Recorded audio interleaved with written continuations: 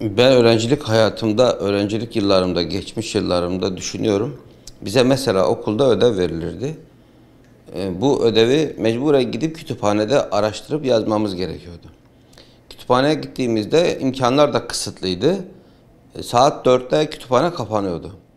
4'te kapanan kütüphaneye yetişmek için orada boyumuz kadar kitapları masaya yığıp onlar üzerinde araştırma yapıyorduk. Bu bir zahmet gerektiriyordu, emek gerektiriyordu.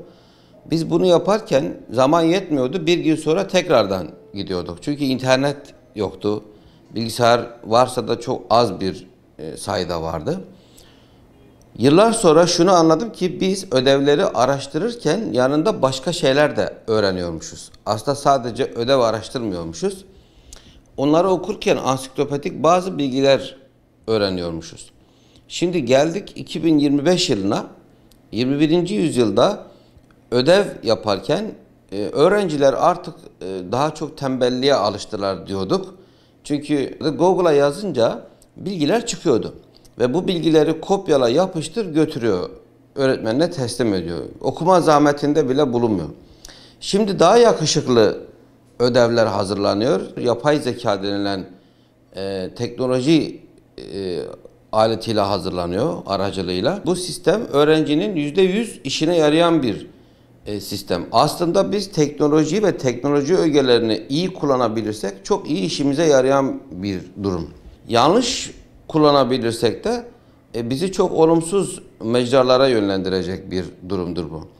Öğrencilerin yapay zeka ile ödev yapmaları, eğer ödevi %100 yapay zeka ile bağımlı olarak yaptırırsa büyük bir tembelliğe doğru gidecek. Hiçbir çalışma metodu öğrenmeden sadece tuşlara dokunarak ödevin sonucunu kendisi değil, yapay zekaya, teknolojiye yaptırmış olacak. Ama teknolojinin, yani yapay zekanın çıkartmış olduğu sonuç üzerinden, veriler üzerinden kendisi de ona bir göz atıp okuyup onun göremediği yerleri veya kendisinin anlatmak isteyip de orada anlatılmayan yerleri görürse, oraya ek olarak da kendisi bir zahmette bulunup kendisi bir kafa yorup yorumlarsa, bu teknolojiyle kendisinin harmanlandığını, birleştiğini çok güzel bir şekilde bize gösterir.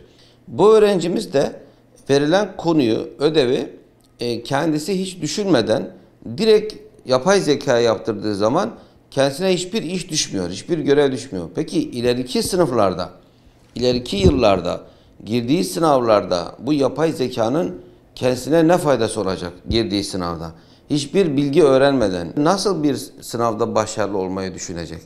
O yüzden %100 yapay zekaya biz yanlış, ama yapay zeka ile ortak bir ödev yapmaya tabii ki ben olumlu bakıyorum. Yani internet, ekran dediğimiz şey başta eğitim, sağlık, ondan sonra sosyal alanda bu çocuğu çok etkiler. Eğitim alanında bu çocuk günde 10 saat ekranla bağımlı yaşıyor. Yani bilgisayara bakmasa bile elinde telefon var. Telefonun ekranında internetle sürekli haşır neşir. Şimdi bu çocuk internetle bence şu şekilde barışık olabilir. Araştırdığı bir konuyu bulamadığı zaman internetten yardım alabilir. Başlığı yazıp başlığı bulacak ve başlıktaki konuyla yine az önce dediğim gibi kendi hafızasındaki, kafasındaki yapmak istediği şeyi internetten yardımla beraber alabilir. Fakat bizim öğrencilerimiz internetten bilgi sorgulamıyor ki. Sadece işte belli bir sosyal platform var. Sosyal platformlarda geziyorlar. Bu da onların hem sağlık sorunlarına yol açıyor. Mesela son dönem öğrencilerimiz çok agresif, ondan sonra gergin, sinirli, sabırsız, bilgiyi hazmedemeyen, hatta bilgi peşinde koşmayan çocuklar olurlar. Bunların tek sebebi ekrana bağımlı halde olmalarıdır. Bu bize pandemiyle beraber daha fazla geldi hayatımıza. Çünkü biz çocukları ekrandan biraz daha uzak tutalım derken ekrana bağımlı hale getirmek zorunda kaldık. Çünkü dersler uzaktan eğitim şeklinde oldu. Bu çocukları buna alıştırdıktan sonra şimdi de uzaklaştırmanın yollarına bakıyoruz. Bu da biraz mümkün görünmüyor. Günde 1 saat telefonuyla oynayabilmeleri için onlara bir zaman verebiliriz. Günde 1 saat. En fazla 2 saat verebiliriz. O da çok bağımlılar için.